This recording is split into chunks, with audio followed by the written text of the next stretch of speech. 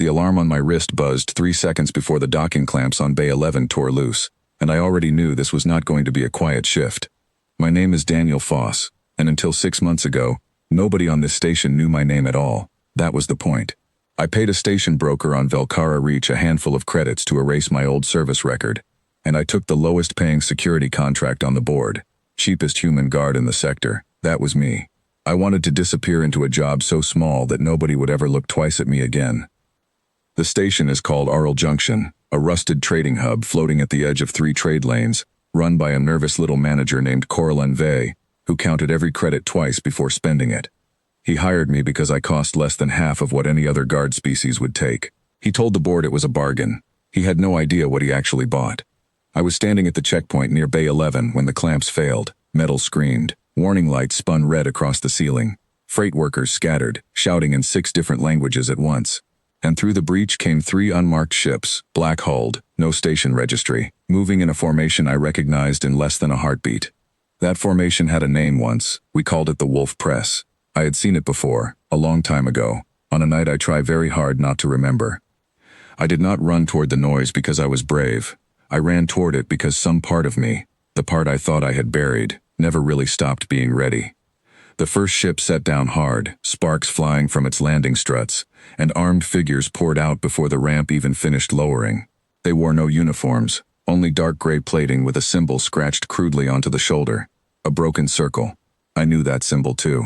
It belonged to what was left of the Kessin remnant, the last splinter of an army that used to answer to a war council I had personally taken apart, piece by piece, many years ago. Coraline Vey's panicked voice crackled over the station comm. Security to Bay 11. All units respond. All units. I was the only unit. That was the joke of it. The rest of the guard roster was 2 rental drones and a supervisor who had already locked himself in the control room. I stepped out from behind the loading crates with my hands raised, empty, palms open, because the first rule I ever learned was that the loudest room is rarely the smartest one to be in. 15 armed raiders turned their weapons toward a single unarmed man in a cheap gray uniform, and for a moment, none of them fired. Because they were confused. I looked like nothing. I looked like exactly what Coraline Vey had paid for. A tall one stepped forward, its breathing mask hissing with every word. Where is your defense fleet, human? Where are your soldiers? You are looking at him, I said. It laughed, a wet rattling sound. Then it stopped laughing, because its eyes moved to the old burn scar along my jaw, the one I never bothered to have fixed, and something in its posture changed. It took 1 step back. That mark, it said quietly. I have seen that mark in a training file. They called it the ghost mark. They said the man who carries it ended the Kessin War by himself. I did not answer right away. Answering would only confirm it, and confirming it would only make things faster, which was not what I wanted yet. I wanted time. Time to get the workers behind me and away from the crossfire. Time to understand why a Kessin remnant crew would attack a nothing station like Aural Junction in the first place. While the tall one hesitated, I moved my eyes past him to the second ship, where a 4th figure stood on the ramp, arms crossed, watching everything with far too much calm for a raid gone this loud. That one was not confused. That one had been expecting me. I am going to tell you what happened next as clearly as I can, because it happened fast, and because none of it needs to be made bigger than it already was. The Kessin remnant did not come to rob the station. They came because someone had sold them a rumor that the man who ended their war was hiding on Aural Junction under a fake name, working security for less pay than a cargo loader. Somebody had tracked me. Somebody had sold my location for a price, and the remnant crew had come to collect a debt that was older than most of the people currently screaming and running across the docking floor. The calm one on the second ship's ramp finally spoke, using a voice amplifier that echoed across the whole bay. 12 years, Ghost. 12 years since you burned our fleet at Sindral Pass. My brother commanded that fleet. You left 7,000 of our people drifting in open space with no ships left to carry them home. I have looked for you every single year since. I remembered Sindral Pass. I remembered it better than I remembered most of my own childhood, because some nights it was the only thing my mind would show me. I remembered giving the order. I remembered why I gave it, because the alternative was letting that fleet reach a colony of 400,000 civilians with no defense at all. I made a choice that day, and it was the kind of choice that never lets you sleep easy again, no matter how right it was. I am not proud of Sindral Pass, I said, loud enough for the whole bay to hear. I am not going to pretend it does not haunt me, but I would make the same choice again tomorrow if it meant a colony full of children got to keep breathing. The calm one, who I now understood was the commander of this whole raid, stepped down off the ramp. His name, he told me, was Draith Solon, and he had spent 12 years building a private army out of the survivors of Sindral Pass for exactly one purpose: to find me and make me answer for what I took from them. I do not enjoy telling people that grief makes sense to me, but it does. I understood every ounce of what Draith Solon was carrying. I had carried my own version of it for a long time. The difference between us was that I stopped letting mine turn into more bodies. Behind me, I heard footsteps, light and quick, and I glanced back to see a young dock worker named Priya Anand crouched low, dragging an injured colleague away from the open bay doors. She caught my eye for half a second, and I gave her the smallest nod I could manage. "Go, get everyone behind the blast doors." She understood immediately and kept moving. Draith Solon raised a hand, and his 15 soldiers lowered their weapons slightly, not because he trusted me, but because he wanted this conversation, not a firefight, at least not yet. "You ended 3 wars," he said. "The Kessin collapse, the Threshold Accord, the Vantis silence. 3 wars, human, and every single one of them ended because you were willing to do things nobody else would do. Tell me, Ghost, how many people did you leave behind to win those wars? How many families like mine?" "I will not lie to you," I said, and my voice did not shake, though something in my chest ached like an old wound reopening.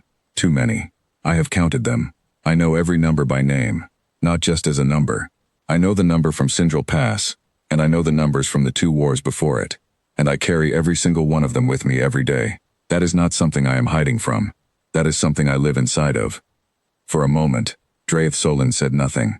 Behind him, his soldiers shifted uncomfortably, unsure whether they were watching a confession or a trap.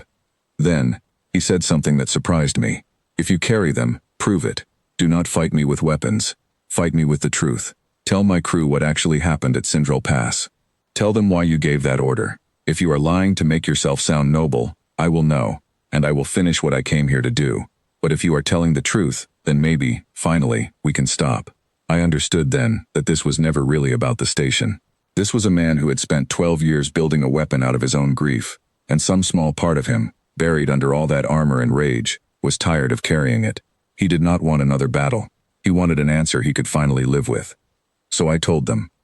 I told them that the fleet at Sindral Pass had been carrying something worse than weapons. A plague strain modified to spread through ship ventilation systems, meant to be released over the colony below once the fleet reached orbit. I told them that our scouts had confirmed it 3 separate times before I gave any order. I told them that I tried, for 6 hours, to find another way, a way that did not end with their people drifting in open space. I told them I offered a full surrender option twice, and it was refused twice, because the fleet's own command believed the colony deserved to die for a trade dispute 2 generations old. I told them I did not make that choice easily, and I did not make it without grief, and I have never once, in 12 years, stopped thinking about the families on both sides of that battle. Draith Solon listened without moving. When I finished, he turned to one of his older soldiers, a scarred woman standing near the second ship, and asked her a single question in a language I did not fully understand. She answered slowly, reluctantly, and I caught only fragments, but I understood enough. She had been there. She had been young, but she had been there, and she remembered the plague canisters being loaded before the battle even started. She had never told anyone, because nobody had ever asked her directly, and because grief is easier to carry when you do not have to also carry the truth. Draith Solon's hands began to shake. 12 years, he said quietly, more to himself than to me. 12 years, and I never asked her what she saw.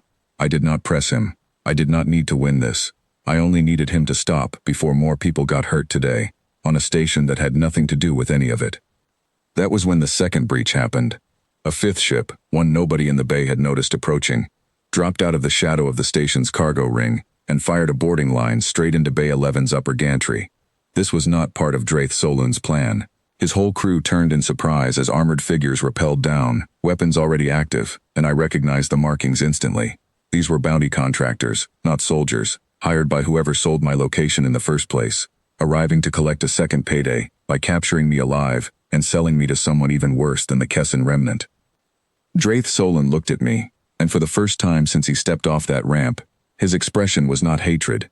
It was something closer to recognition. One person who understood exactly what it meant to be hunted, looking at another. "They followed us," he said, disbelief cracking his voice. "They used us to find you, and now they want to take you for themselves." There was no time left for words after that. The bounty contractors opened fire on everyone in the bay. Kessin remnant and station workers alike, because to them nobody in this room mattered, except the man they were paid to capture. I grabbed the nearest overturned cargo container and pulled it in front of a group of dock workers who had not made it to the blast doors in time, shielding them as sparks and debris rained down from the gantry above. I am not going to describe every second of what happened next in detail, because it does not need decoration to matter. What matters is this. For the first time in 12 years, Draith Solon and I were not fighting each other. His crew, the same people who had come to this station to make me answer for Sindral Pass, turned their weapons toward the bounty contractors instead. Because whatever they thought of me, they were not willing to watch armed strangers gun down unarmed workers for money.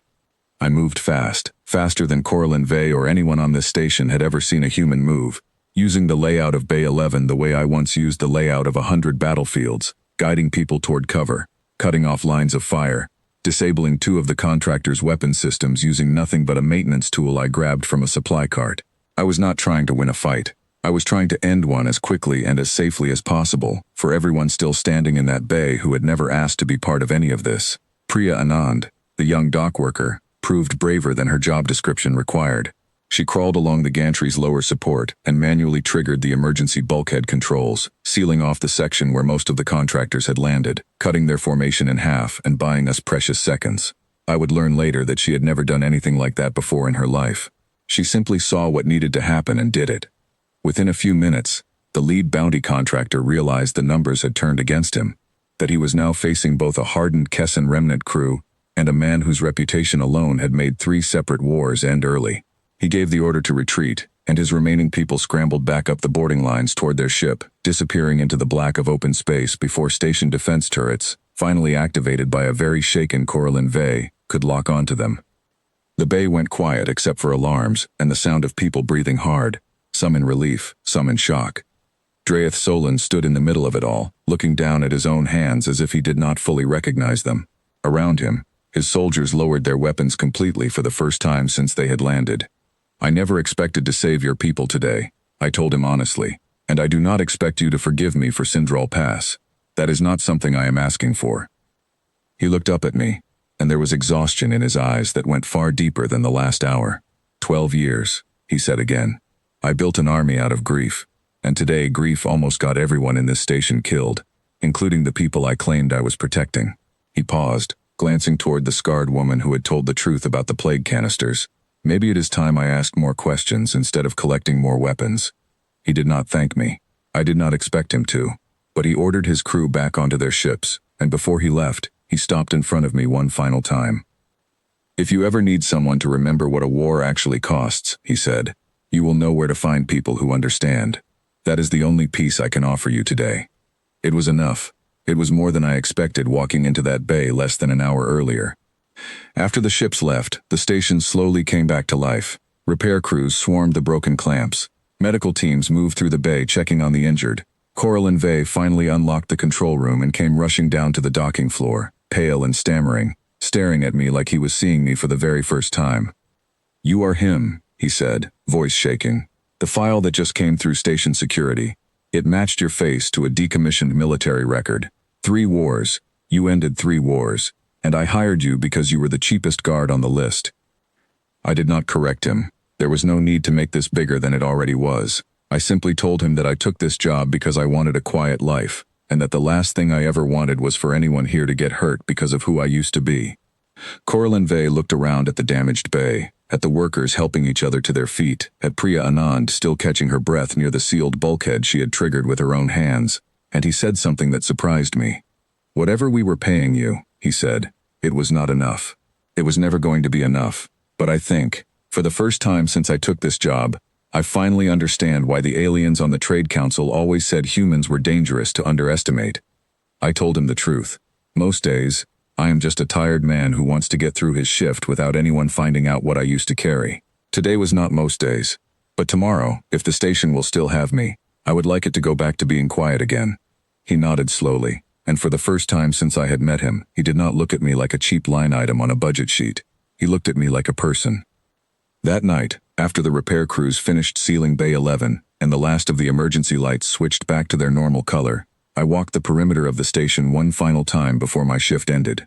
Priya Anand was sitting near the observation window, still wrapped in a recovery blanket. watching the stars. She asked me if it was true, all of it, the 3 wars, the years before Aural Junction. I told her the truth was heavier than the stories, and quieter, and that most days I preferred it stay that way. She said she understood. Then she said something I did not expect. She said that whatever I had done in the past, today she watched me choose to protect people who had nothing to offer me in return, and that mattered more to her than any old war record ever could. I thanked her, and I meant it more than she probably realized. I finished my shift the way I always did, checking badges at the gate, logging the last of the incident reports, filing everything the way procedure required. Coralin Vey offered to raise my pay the next morning, and I told him it was not necessary, though I did not refuse it either. Word of what happened in Bay 11 spread through the station over the following days, the way stories always do, growing a little with each retelling. Some workers started calling me by a nickname I never asked for. Others simply nodded when they passed me at the checkpoint, a small, quiet gesture of respect that I had not expected and did not know quite how to accept. I never went looking for recognition. I never wanted a statue or a title or a place in anyone's history books. All I ever wanted, after everything those 3 wars cost me, was a small station at the edge of nowhere, a simple job, and a chance to prove to myself that the man behind the ghost mark could still choose peace over war, even when war came looking for him first.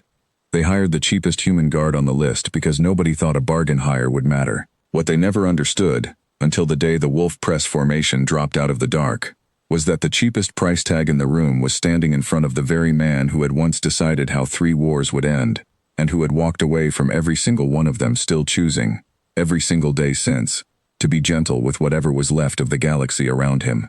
That, in the end, is the only part of my story I am proud to tell.